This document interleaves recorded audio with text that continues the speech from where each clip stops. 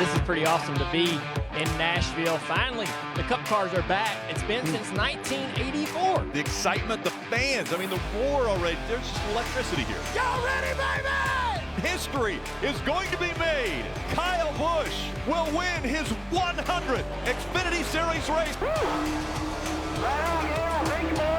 Pretty awesome day for Rowdy Nation. How about the guitar? You got plans for that? Everybody's getting a piece tonight. It has been 37 years since Cup racing in Nashville. NASCAR is back. 263 laps led already. This has got to be the most dominant performance we've seen out of Kyle Larson. And he's going to make it 3 wins in a row. Hell of a team, hell of a car. Good job again, guys. Really good day. We had enough rubber and enough fuel left over to do a good burn out there at the end. What a run Hendrick Motorsports is on, and especially the driver of the number 5.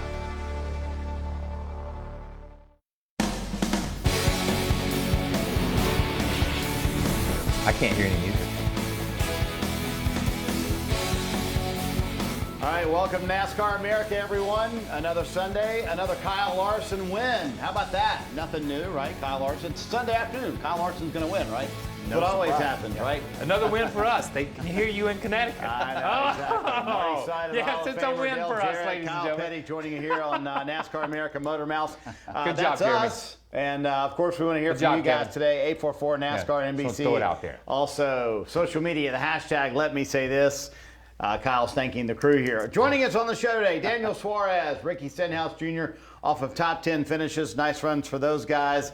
They were in the other category. So Kyle Larson, the competition can't hold him down, DJ. Fuel mileage races can't hold him down. So another win for that race team. I'm not sure what's going to stop him this year. We saw the rain somewhat hold him back a little bit because Kind of the rain, because that's they right, didn't I get forgot to finish rain, the yeah. race at the amount. So I don't know. I really can't see anything. He's performed at the highest level at every type of racetrack that you could imagine. So you know, whether it's concrete surface, you name it, and they've been able to do it. And you know, we used to always think, you know, and people would always say, you know, you find something in a test that's good, that helped you, but not at every single track. You know, I mean, from a road course to concrete tracks to a brand new track that hadn't been run on in 10 years. It's just incredible. So I think the one link that we have is that driver in the seat is really, really good. Yeah, and listen, let's be honest here. It's not just Cup. We've sprint cars. I heard he beat. okay. I heard he. Yeah. I heard he beat 6 people at a Chick-fil-A the other night for the driving. So I mean, it doesn't make any difference. It just appears that anything he's setting in right now, at whatever level, whatever you want to put him in, that he's getting the job done. And it is fascinating, and you know it. And any driver, anybody that's ever sat in a race car, sometimes you're just in that zone and you can do no wrong.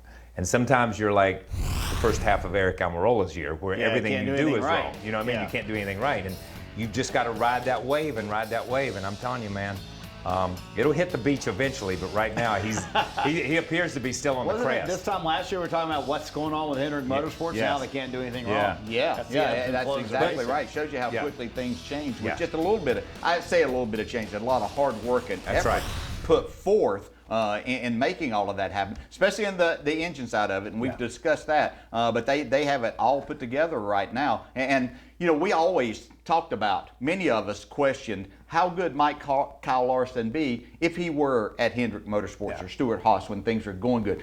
He's exceeded anything of how good I thought he might be. He's way better than I thought that he could be. Yeah, but it's a great, that's a great point that you bring up. A year ago, we were talking about where are they? So it's taken them a year to get here. So the teams that aren't in the game now, does it take them a year to get back? And that's the big question. That's the big question when we sit here and you talk about Stewart-Haas, or you talk about Roush or Penske or Gibbs or whoever you want. Is that a full year? The new car is going to change everything. Sure. Don't get me wrong. But we talk all the time about how somebody hits on something and the turnaround and how hard it is to race and catch up. It's going to be tough catching these guys. And I think DJ touched on it, the engine package. I think that's made a massive difference for when you put ECR and Hendrick together. that proved to me that Hendrick had really been working on the race cars. Could you put that horsepower in, and all of a sudden they've taken off. Yeah. And there's another side of it, and I talked to Chad Knaus for a couple of minutes there yesterday at the track, and don't think that the way that he's gone about getting the drivers and crew chiefs together, and the way that he's doing things there, that's not a big part of the way things are happening here. I mean, he's been a huge part of their success for a lot of years with Jimmy Johnson and others, but what he's doing now in his role is monumental too. That's crazy, man, because it makes you think, now we're Hendrick Motorsports has constantly evolved, from Harry Hyde to Ray to Chad Knaus as a crew chief. And now this is the Chad Knaus era as a manager in that position. Man, that's scary to think about it that way. I mean, it really is. It's scary to be in the competition and think about what could be or what can be. Yeah, no doubt about it. So there was Larson, and then there was everyone else. And I tell you what really impressed me, guys, 2 drivers below the cut line that I honestly thought could maybe win the race. Ross Chastain was catching Kyle Larson for a good period of time there. And Ricky Stenhouse Jr., I mean, man, he looked like for a while he was going to maybe have a chance to win the race. So if you were Chris Buescher, Kyle, at points in that race when you're sitting out of it in the garage area, you had to go, man, this is not going to be a good day. We're going to be on the other side of the cut line. Yeah, listen. When a driver says, I don't wish bad luck on anybody, that's BS, okay? Because Chris Buescher's sitting there thinking, break, something happened to you guys. I need something to happen. And then when something happens to you and you watch your competitors have the best day of the year, best day of the year that they've had, and they've got that much time, you've got that much time to sit there and suffer, and they've got that much room to gain. This is a tough day for Chris Buescher in a lot of ways. Emotionally, as much as how bad it hurt his heart to be out of the race, emotionally to watch those guys have their days. And they were spectacular days by those 2 drivers. For Chastain and Stenhouse. Spectacular outstanding. Ricky Stenhouse had an outstanding weekend. I mean, they were fast in practice on Saturday. He missed it a little bit in qualifying, but he still ended up being okay. It wasn't as bad as what he thought it was going to be. And then, I mean, he started from the beginning of that race moving forward and continued that all day until the bad pit stop at the wrong time. And that was just unfortunate. That set them back. But it did make them get on a different strategy to where they had better tires at the end, a lot like Ross, and so that benefited them in the long run. Not only those 2 guys, but I mean, you look at the entire top 10, and there were surprises throughout it. You had Chastain 2nd, Eric Almirola 4th, Stenhouse 6th, Suarez in 7th, Kurt Busch in 8th, and that really caused what you'll see here when you look at the cut line. It was like everyone below the cut line gained points. Kyle, you and I were looking at it this morning, and everyone above the cut line lost points at Nashville. It was a crazy swing at that race. Yeah, and it is so hard, and we talk about it a lot here. It's so hard. It's easy to lose, hard to catch up. And when you have a day when that many people catch up something, when that many people, it's like, okay, what is today for Amazon? What do they call it? I've heard about it. Yeah, right? it's double Prime Day. What is something it? like that. What is it? Aaron, our producer. Prime Day. It's Amazon Prime Day. Yeah. So it was like NASCAR Prime Day yesterday is what I'm trying to say. If you were below the cut line, it was Prime Day for you, man. It was Prime Day. So because these guys they were able to make huge gains. Not just a point or 2. They were 10 or 15 point swings, which are big days in this system. Yeah, the point is, DJ, there's 9 races left, and that cut line is shrinking. Seems like every week, like it's getting tighter. Yeah, and Chris Buescher had done a great job of separating himself there a little bit and had kind of a nice cushion.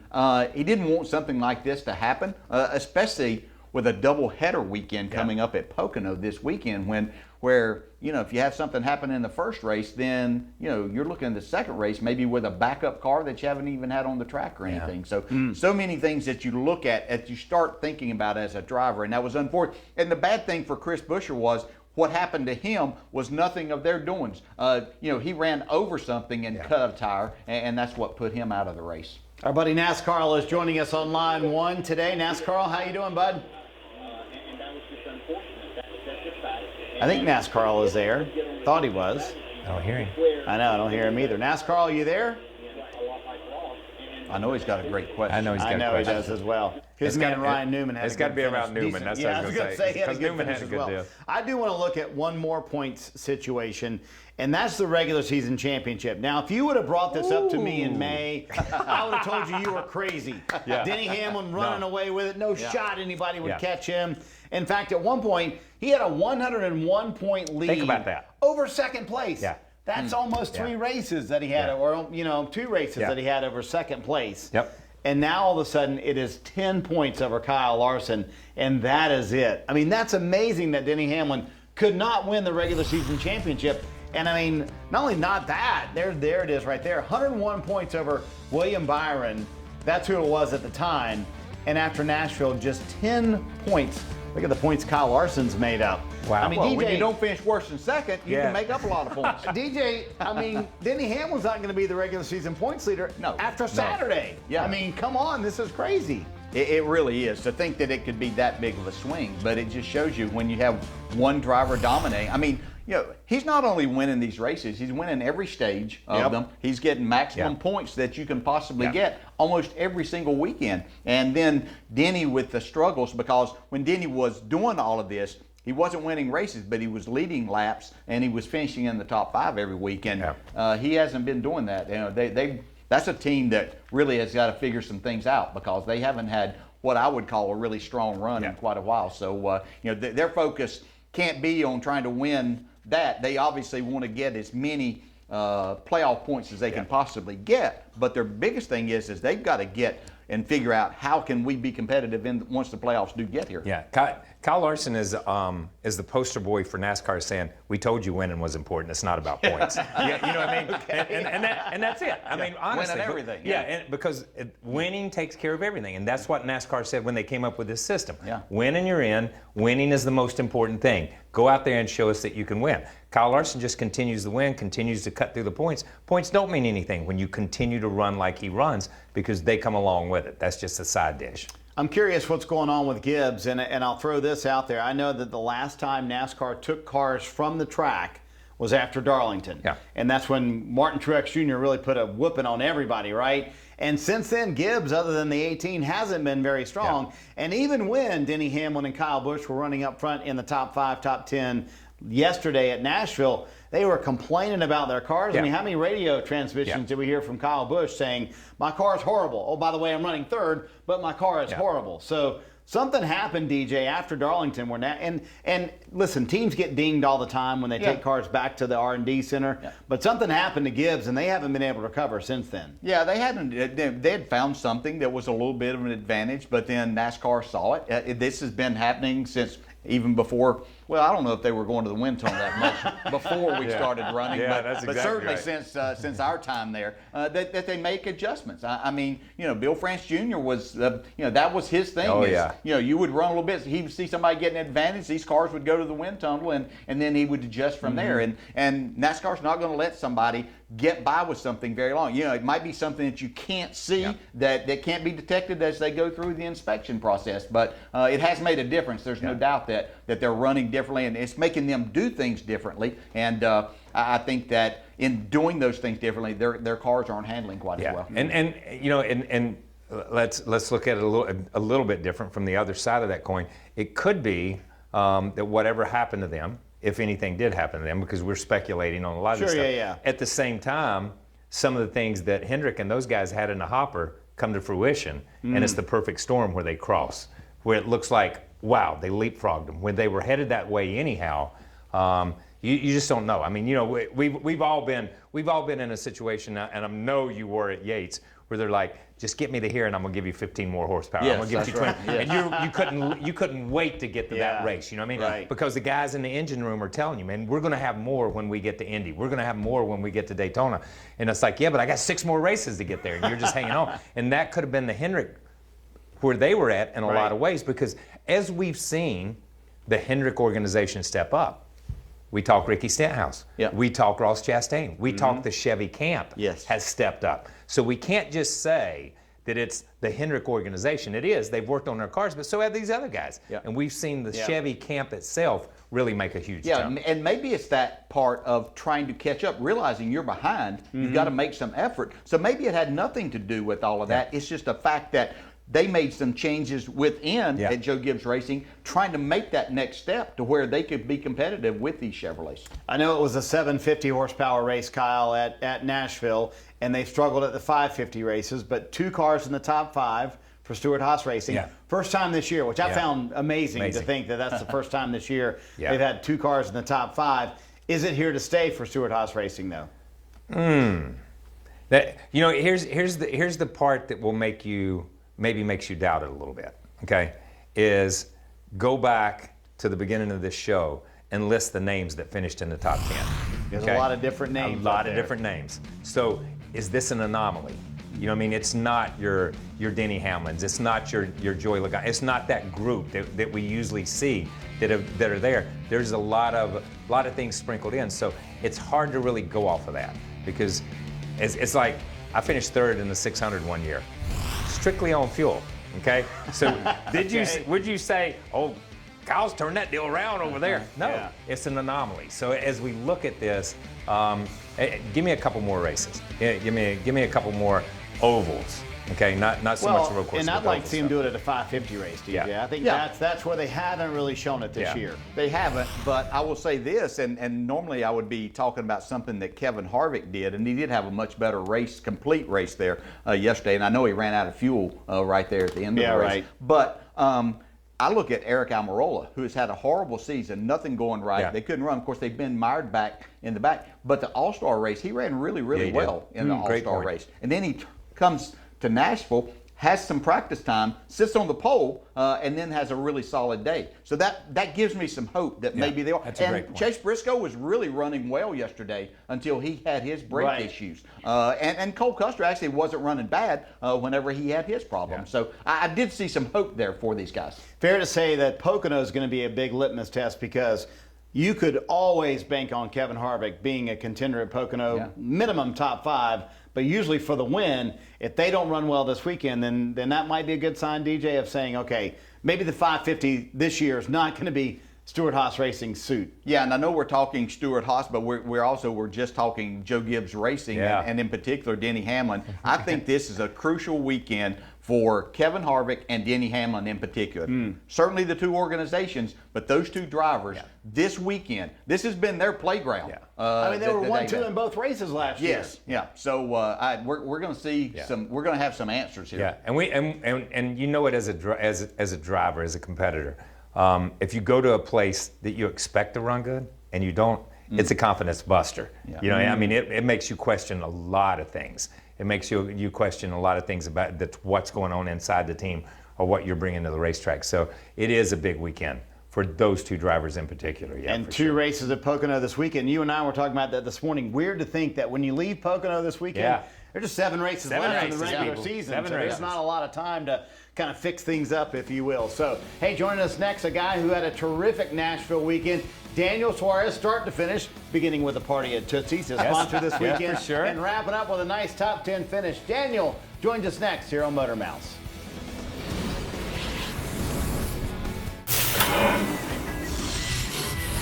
We lost the balance there a little bit. Kind of at the same time we lost track position. Struggled on pit road there a little bit, but all in all, it was a great Kroger Camaro in Nature Valley. I mean, it's been a tough couple races here that we've ran into, but it was good to kind of reset, get back going in the right direction. So we had the speed to run top 5 all day, but I sped on pit road and I boxed us in our pit box, and for most of the day I was so loose entry of turn 1, just almost like a wheel hop and bouncing the right rear. So I really struggled, and they finally, the last 3 runs of the race, Phil Surgeon and this Clover Chevy team, they got it where I could hustle it, and that's what I needed. The bad part was we had brake fade, like I'm sure everybody else did, and it felt like my Florida Pro Truck days back at 417 Speedway. I felt like we were passing cars all day, and at the end, I didn't want to caution. I knew Kyle was out there. Let's get the second, and we'll be happy with it. What does this type of performance do for this team as you guys seem to continue to build momentum? Well, we're building because I feel like I was just flat awful to begin the year, so trying to keep up with a hero of mine like Kurt Busch and the #1 Monster Energy team. For the 2 CGR teams to run good today, we were on the good end of the tire strategy there at the end. I did question Phil Surgeon. I feel terrible for it, but it paid off, and yeah, it's momentum and it's speed in the race cars, so it's a great feeling. Just very proud of everyone, because yesterday in first practice we're not where we wanted to be. I thought we were going to be, making a lot of adjustments, and that's exactly what we did. But the potential was there, and we were able to finish what we deserved, but it was in a good top 10. What's it going to take to get that next step to start fighting for wins? I would say that probably just a little bit more speed, and trying to start the weekend or the day, if it's straight to the race, without speed. Sometimes we start a little bit behind and we have to play a little catch up. Not always, but sometimes. And if we can clean up those things, I feel like our cars are capable to run top 10, top 5, and hopefully to battle for a win.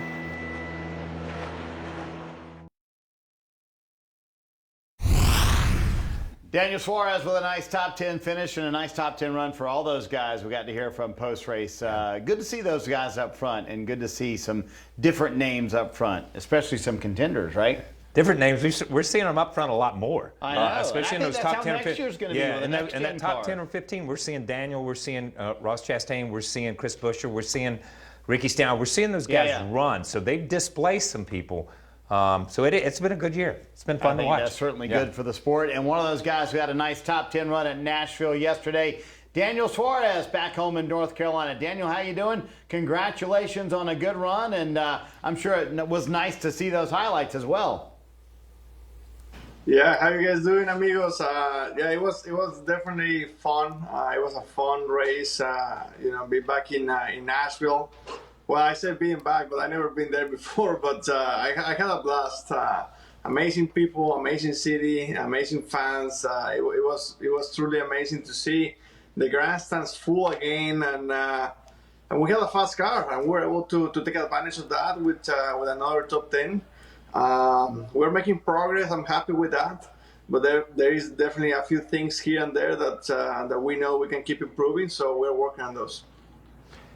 Yeah, my question is how important is a run like yesterday? How important is a run like Bristol for a new team? For a new team, because I mean, a new organization, new together, so many new things. And listen, on a fashion note, loved your uniform, man. Love that uniform. Got to throw that piece in.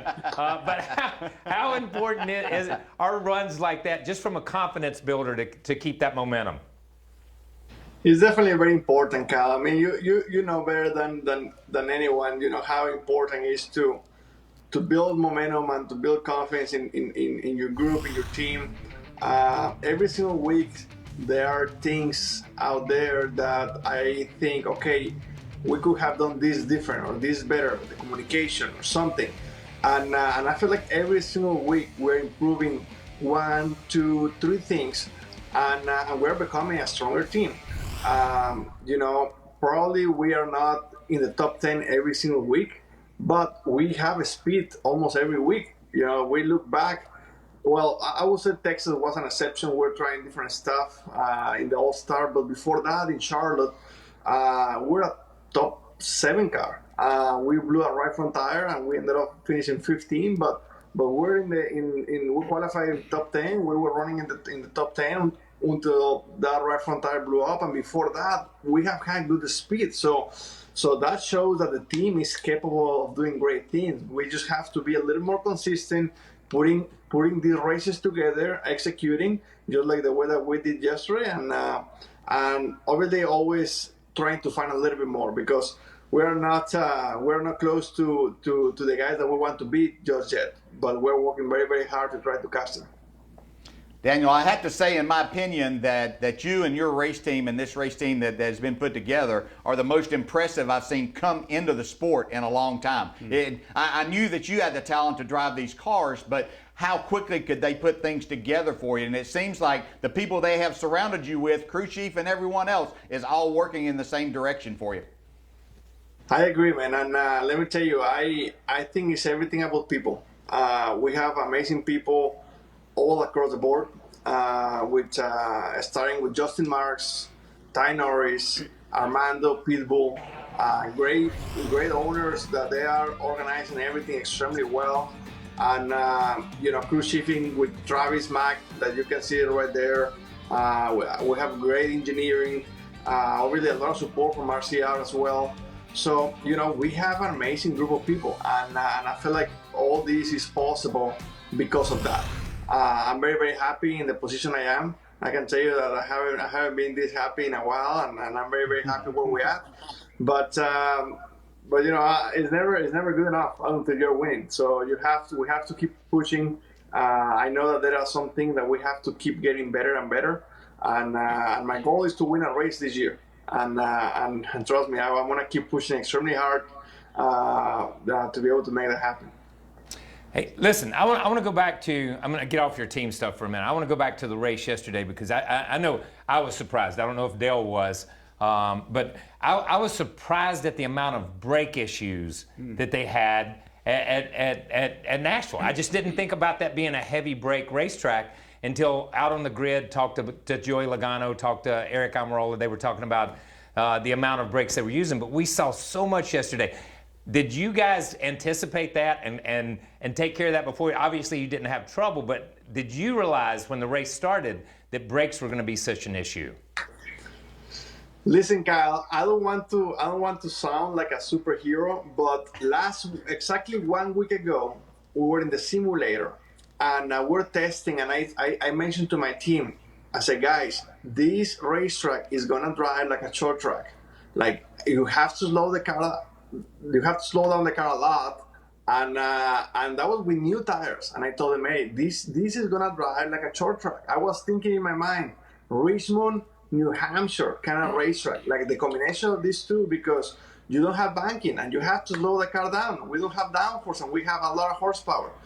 And obviously we went into practice on Saturday. Everything was good with brakes, no problem. Qualifying, everything was good.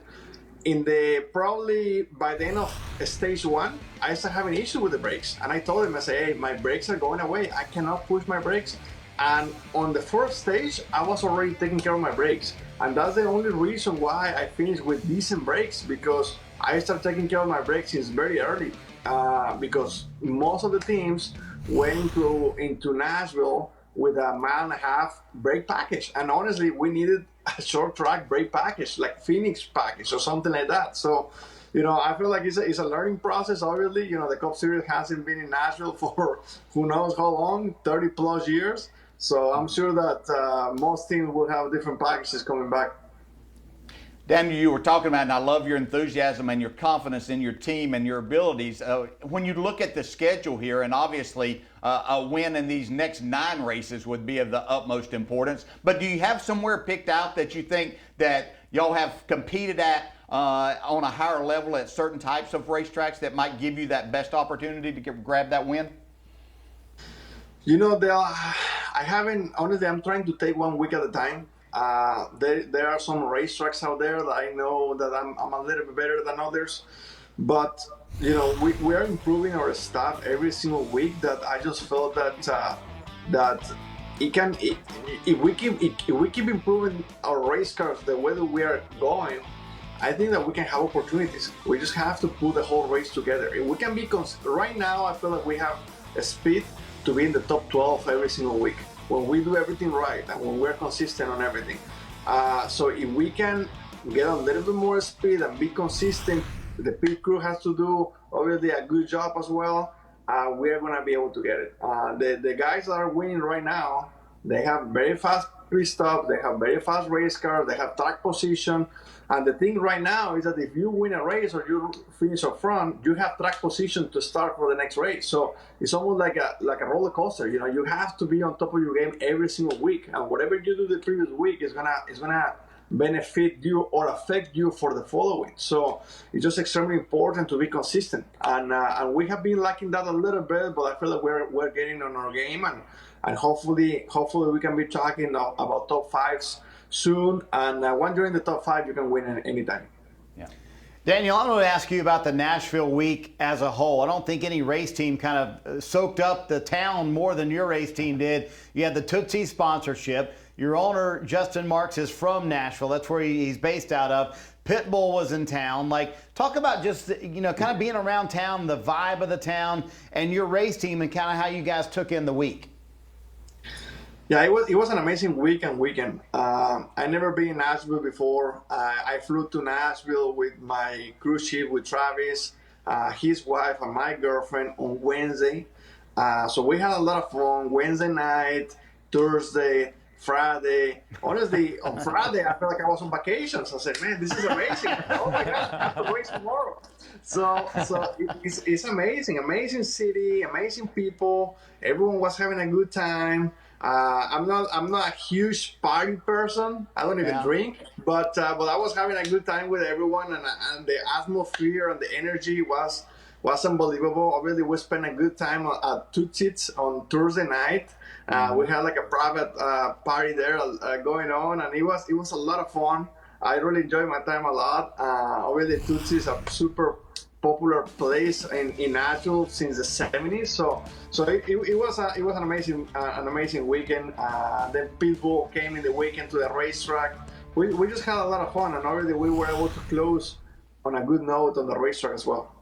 Yeah, it's a good thing you don't drink, because it could have had a little too much fun this weekend. But I'm glad you kept it tame this weekend. Hey man, congratulations on the top 10. Yeah. Good to see you running up there. We'll see you in Pocono this weekend. Maybe you can get a couple more top 10s. Who knows? Yeah.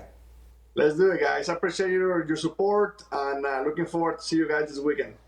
Yeah, man. Daniel Suarez with a nice run, and it is good to see. And you mentioned, Kyle, all the different teams up front. Yeah. That could be a regular thing as we run into these playoffs here. With these Chevy teams running better, I mean, we could see some different teams up front. And listen, you heard him say right there that he felt like they've had speed to be a top 12 car. It's just little things to get them there. When we look at Stenhouse, when we look at how some of these guys, Ross Chastain, when we look at Kurt Busch, the Chevy teams have moved and they've gravitated to that top 15. When you look at 7 or 8 Chevy teams, if they're going to take half the top 10 or 15, then there's not going to be a lot of room for SHR. There's not going to be a lot of room for some of these other teams. So it'll be interesting these next 9 races leading into the playoffs. Because that is a very different looking top 10 than I would have said we would have at the beginning of the race, DJ. Yeah. That's very different. There's no doubt. Yeah, and it evolved through the whole day too, and you see that. Plus, what you're talking about there, we go back to no qualifying this weekend, so Daniel Suarez is going to have a much better starting position. That's a really good point. Great point. And Eric Almirola will have a much better starting position than he's had. And that's one of the things he talked about after qualifying is, hey, because of the system, we haven't had good starting spots. It really trouble at Daytona, and from that point on, they've been starting back. So they've had an uphill battle the entire time. And it just snowballs after that. So another guy who had a nice top 10 run was Ricky Stenhouse Jr. And he will be joining us here on Motormouths when we come back. We'll talk to Stenhouse about having speed to maybe even keep up with Kyle Larson, and the nice top 10 finish. Ricky Stenhouse Jr. joins us next here on Motormouths. Everybody at JTG Doherty Racing works so hard. We're out here doing it on our own. No manufacturer, big support or anything. So it's cool to see, all of our guys get together, work really hard, and it was fun to drive today. Hate that we didn't get a top 5, but definitely something to be proud of. And happy Father's Day to all the dads out there. It was cool having my dad here this weekend, and it was pretty fun. Boy, it was nice to see JTG Doherty Racing up front. Ricky Stenhouse Jr. looked for a while like he might have something for Kyle Larson. He joins us here on Motormouth. So I'm wondering if you were starting to think, Ricky, hey, man, we might be able to win this thing.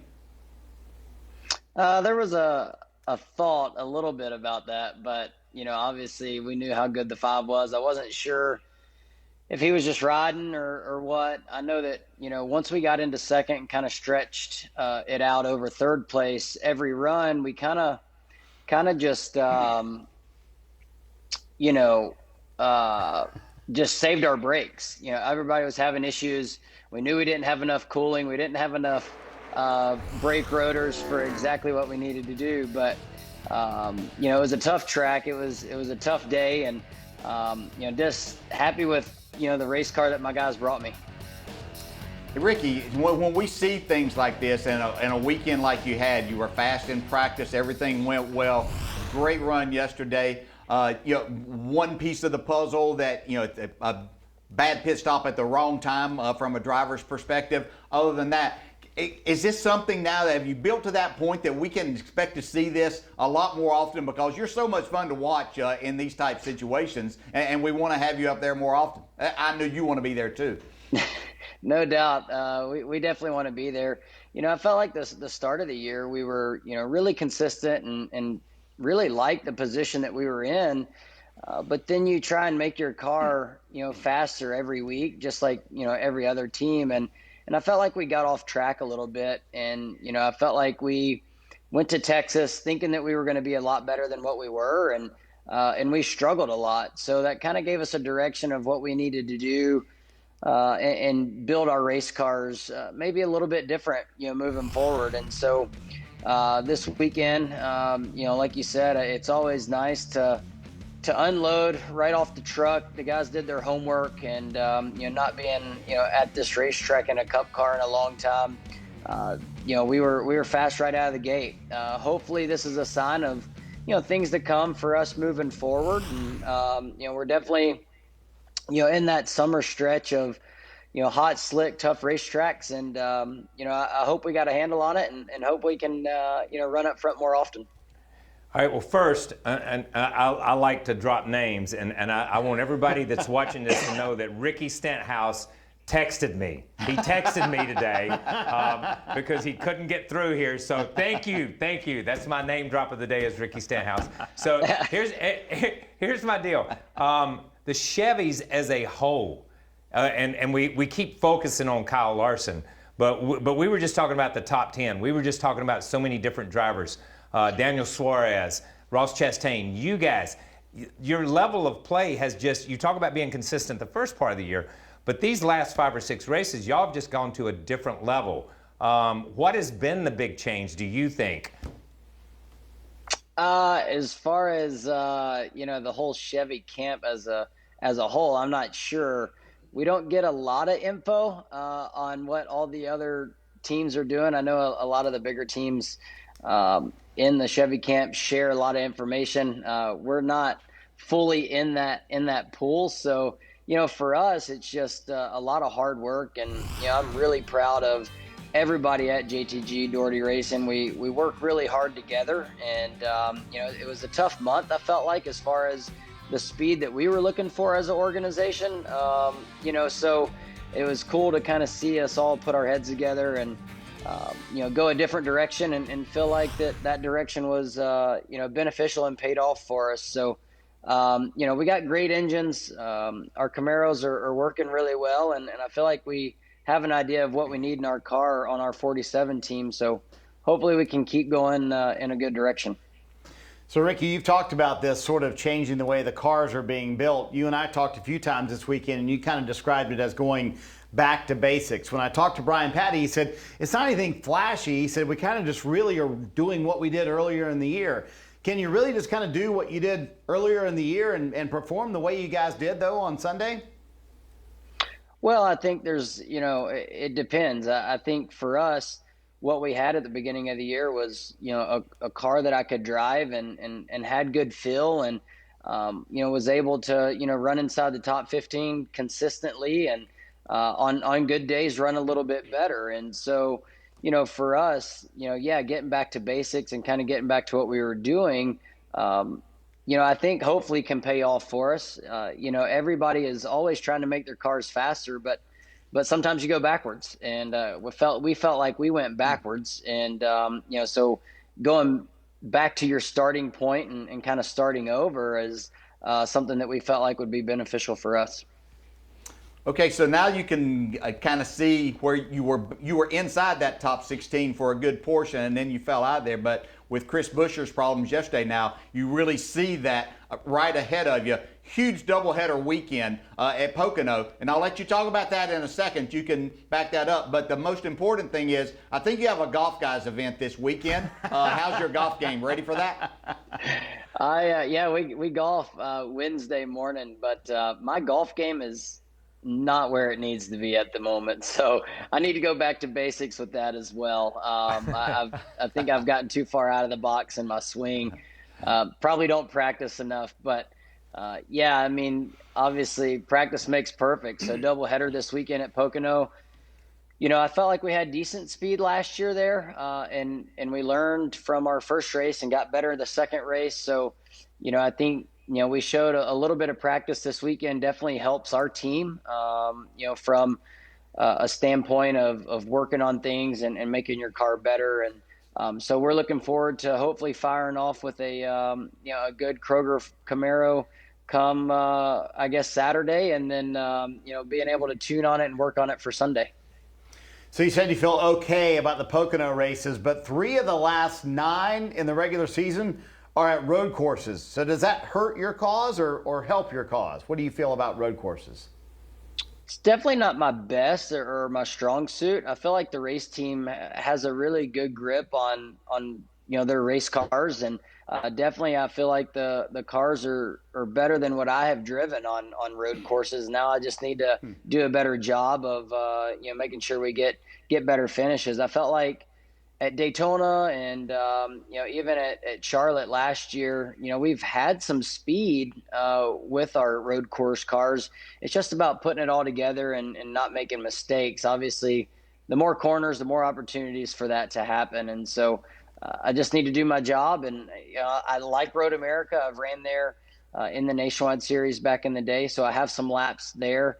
We struggled at Austin there, just mainly being able to see. I felt like we were pretty good in the rain. All in all, I'm looking forward to the challenge. It's definitely an uphill battle, but, we took a big chunk out this weekend.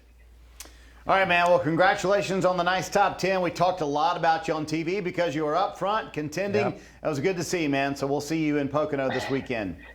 I appreciate it, guys. Thanks for having me on. And, I told everybody, they're like, man, those NBC guys talk good about you. I was like, well, it depends. If you run good, it's easy to talk about. So we need to run better. We need to run better more often. I appreciate it, guys. That's a good point. Text Kyle all your complaints. Yeah, tell your parents I said hello. Tell your parents I said hello.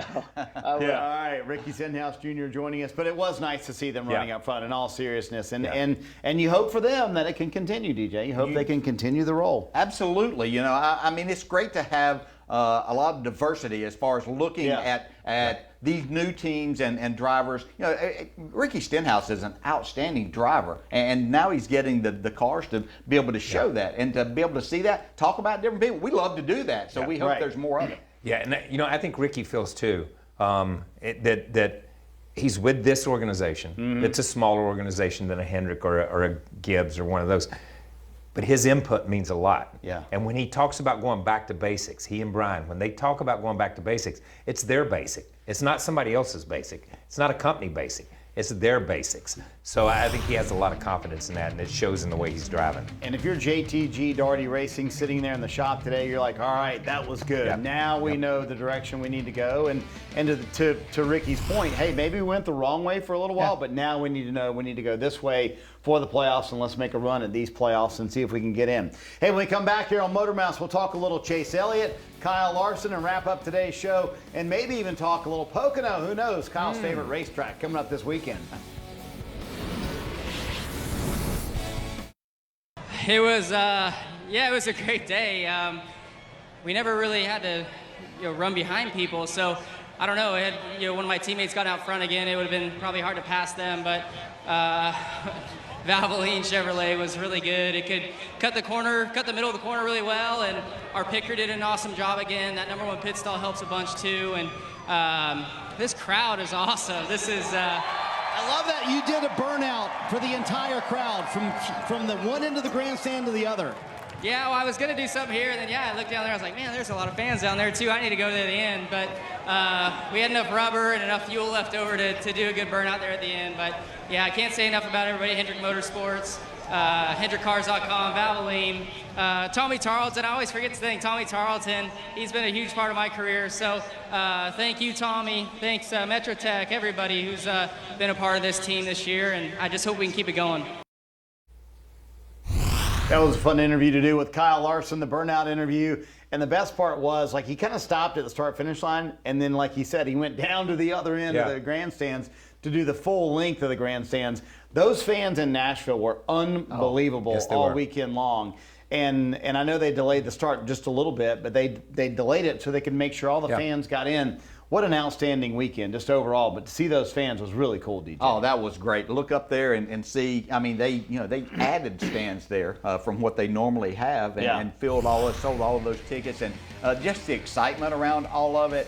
It was just a tremendous weekend. A big hit for Nashville, for Nashville Super Speedway. Eric Moses and his people did an outstanding job of making this look like basically a new facility, because it had nothing had taken place for 10 years, but they did a great job. And then on top of that, had 3 good races through the weekend. Yeah, and and we talk about this all the time, but you talk about the city, the people, the area. It's not the Midwest, but it draws from there. It's just that whole area just embraced the sport. Right. It just re-embraced the sport. And it makes you wonder, why did we ever leave Nashville? Why did Cup racing ever leave? You know what I mean? Yeah, sure. And it's just like, question. It's just the right time in the city's history and where they're at. It's just the right time in NASCAR for them all to come back together. And the timing in the country is great as well. It's like everything's opening up. The garage area was open. Drivers signing autographs. We haven't seen that this year. We haven't seen that in a year and a half, really. Also, the celebrities were out as well. And it starts with Luke Combs. What an amazing Start Your Engines. Check it out.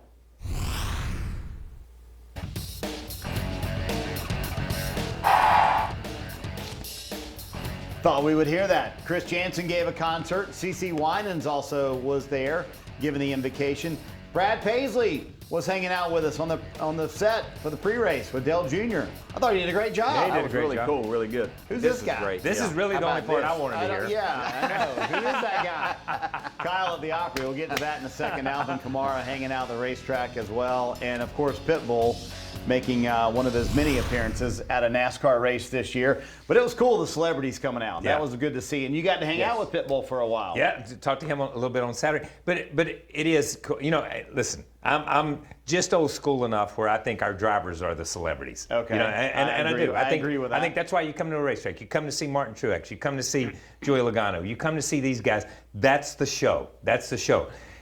What's cool is when other celebrities want to come and hang out with your celebrities. That's what I like about it. So, and I like that Luke Combs is there. I like that Pitbull has bought into the sport and bought a team, but he believes in the sport and believes in the team enough that he's there. He's been there 4 or 5 times this year. I mean, think about his Mr. Worldwide. Think about him. He's been there. He bought a team and not showed up. That's exactly right. Just put his name on it because he wants to be there. I'm just going to throw my latest music on the hood and advertise and do this. He's there. He's there supporting. He's there giving pep talks. He's there motivating. So that is a cool. You get the feeling from him that he just loves being around the team and the team aspect. He likes the sport. He likes the sport. He likes sports. And he and Daniel, we had Daniel earlier, they're changing the demographics. Yeah. When you look in the stands, you see Latinos, you see the Hispanic market, you see more families. And it's just a cool time to be in the sport right now, and it's great to have guys like that. Yeah, but it was also really cool what you did Saturday night, too, and the opportunity. I wanted to ask you about the Opry. Yeah, that was fun. All right, nerves? Oh, yeah. I was with you backstage. No joke. You did not seem nervous. Yeah, no joke. Listen, and I say this, and you know it, and you've won Daytona, but you know it. When you go to Daytona, it's different. There's a different feel. It's not, and I'm sorry, it's not Nashville. It's not the other places. It's our place. It's Stock Car's place, man. We can go to Indy, and it's big. I'm not saying that. But Daytona is our place, is NASCAR's place. When you go there and you stand in that little circle, there's a circle of wood there that they've taken from the Ryman, and you stand there and all of a sudden, and it's okay to walk on it, but then you get a guitar and you're going to sing, and it's like, oh my gosh, Patsy Cline stood here. Hank Williams Sr. Marty Robbins stood there. Yeah. You know what I mean? I was huge for Marty Robbins. That was big for me because he was a race car driver, and he came in.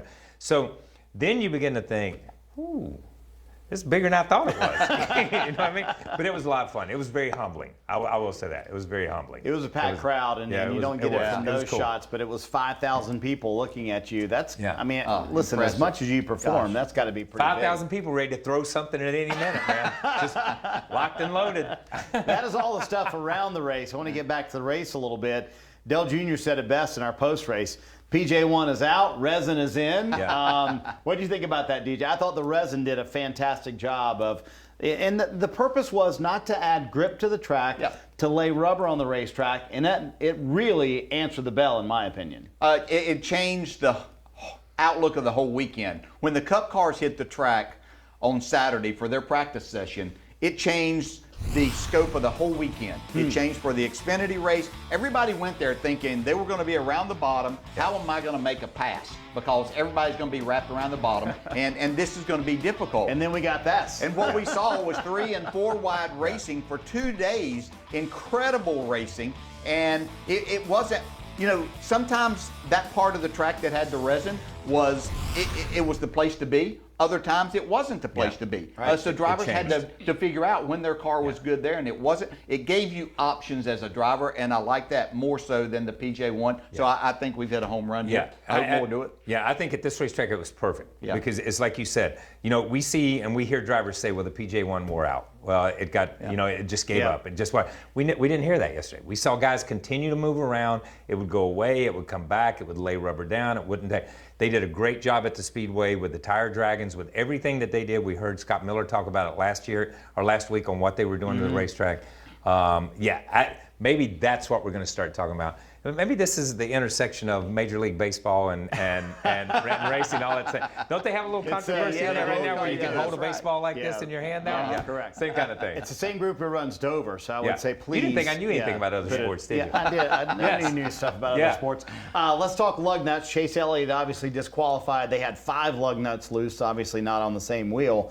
But we have been seeing this all year long, DJ. This is they are just not tightening lug nuts. They're trying to get them all tight on the last stop. Middle of the race, it's like they don't seem to care. And this is what Chase Elliott said. So if we would have crashed, we would get to keep our stage point. And I think that's what they're really worried about. That playoff point, losing that's going to be massive for them moving forward.